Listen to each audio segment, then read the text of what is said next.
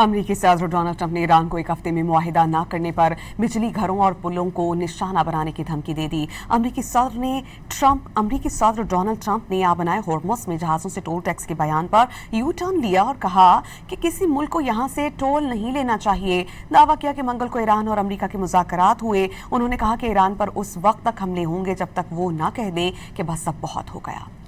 अमेरिकी सदर Donald Trump ने फॉक्स न्यूज को इंटरव्यू देते हुए कहा कि मुआहिदा ना किया तो अगले हफ्ते ईरान के बिजली घरों और पुलों को निशाना बनाएंगे। अपने बयान में उन्होंने कहा कि ईरान पर हमले तब तक जारी रहेंगे जब तक मैं न कह दूं कि बस बहुत हो गया। उनका कहना था कि अमेरिका ने मंगल को ईरान के साथ बातचीत की है और ईरान पर मुआहिदा करने पर जोर दिया है।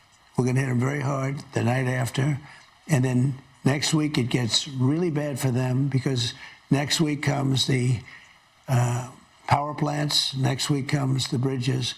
We're going to knock out all their power plants. We're going to knock out all their bridges unless they get to the table and negotiate. अमरीकी सदर ने फॉक्स न्यूज को दिए इंटरव्यू में कहा कि ईरान के खिलाफ अमरीकी फौजी हमले उस वक्त तक जारी रहेंगे जब तक वो खुद ना कहें कि अब काफी है। They'll continue until I say it's enough.